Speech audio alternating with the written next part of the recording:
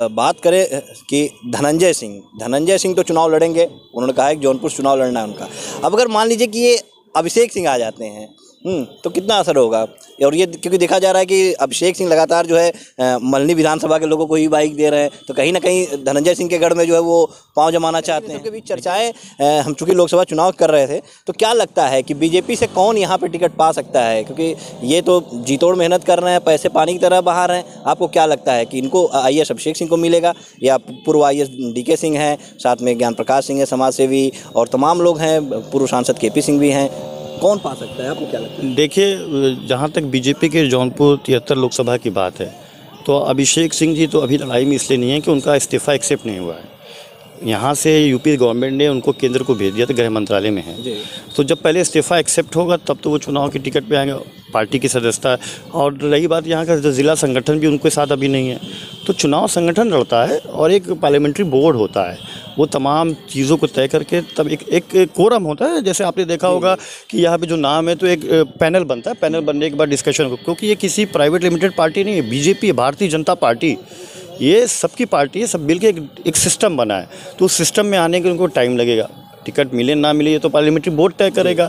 और रही बात डॉक्टर KP सिंह की, क्योंकि बाबू उमानाथ सिंह, शहीद उमानाथ सिंह जी का नाम बहुत बड़ा है, वो भी प्रबल दावेदार, उन्होंने भी दावेदारी की है, तो उनको कहीं हम निकाल नहीं।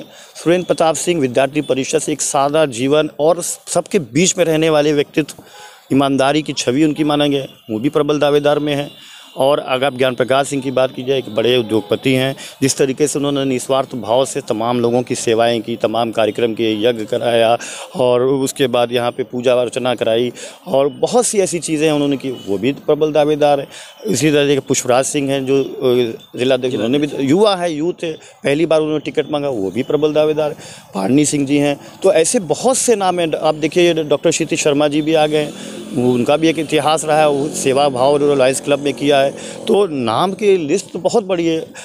टिकट किसको तय होगा ये एक क्योंकि सर्वे हो रहा है, बीजेपी अपना सर्वे करा रही है। तब आप IAS, आपने कहा कि पूर्व IAS दिनेश सिंह जी, क्योंकि यहाँ पे उन्होंने जिलाधिकारी रहते हुए काफ़ी चर्चा है, लोगों के बीच में अट्रैक्शन उनका रहा, सबके साथ मिलकर उन्होंने काम किया। तो सब चाहते हैं कि मोदी जी की गारंटी बने, लेकिन मोदी जी भी जान, क्योंकि ये बीजेपी ये सीट हार चुकी थी, उस लहर में भी, मोदी जी की लहर में भी यहाँ 80,000 वोट से चुनाव हारी थी और बसपा का यहाँ कैंडिडेट श्याम सिंह यादव चुनाव जीत गए थे गठबंधन में। एक बार फिर वही गठबंधन है। आप देखिए, कांग्रेस का गठबंधन हो चुका है समाजवादी पार्टी से, समाजवादी पार्टी अभी पत्ते नहीं खोले। आप ये मानिए कि पारसनाथ यादव जी के इस दुनिया में नहीं रहने से डॉक्टर KP यादव के लिए समाजवादी पार्टी भी अभी नया नेता चुन रही है। धनंजय सिंह भी आपको मार्केट में दिख जाएंगे, धनंजय सिंह को आप कमज़ोर नहीं मानेंगे। वो अगर बात करें कि धनंजय सिंह तो चुनाव लड़ेंगे। उन्होंने कहा है कि जौनपुर चुनाव लड़ना है उनका। अब अगर मान लीजिए कि ये अभिषेक सिंह आ जाते हैं तो कितना असर होगा? और ये क्योंकि देखा जा रहा है कि अभिषेक सिंह लगातार जो है मल्हनी विधानसभा के लोगों को ही बाइक दे रहे हैं, तो कहीं ना कहीं धनंजय सिंह के गढ़ में जो है वो पांव जमाना चाहते हैं। देखिए, धनंजय सिंह कुशल राजनीतिक आदमी है। आप चाहे किसी भी सरकार हो, किसी की भी पार्टी का मामला हो, वो सबके साथ हमेशा जुड़े रहते हैं। और जनता को ये चाहिए कि हमारे बीच का ही हमारा नेता हो, ये ना हो कि हवा वायु को मैं फ़ोन करूँ तो फ़ोन ना उठे, मेरा रिस्पॉन्ड न मिले, भैया फला मीटिंग। धनंजय सिंह में ये आदत नहीं है। धनंजय सिंह जो हमेशा जनता के बीच में रहे हैं, इसलिए उनको कम नहीं आएगा। आप देखिए कि धनंजय सिंह निर्दल चुनाव लड़े थे मल्हनी से।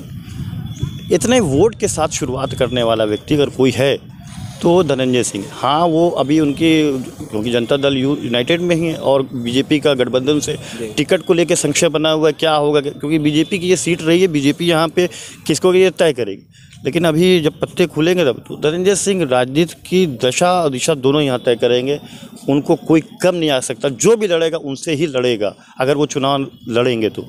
यहाँ बिल्कुल देखिए, तो ये वरिष्ठ पत्रकार हसनैन कमर दीपू जो है, जिन्होंने बड़ी ही बेबाकी से पूरी बात रखी और साफ तौर पे इन्होंने बताया कि यहाँ जो भी चुनाव लड़ेगा धनंजय सिंह से लड़ेगा।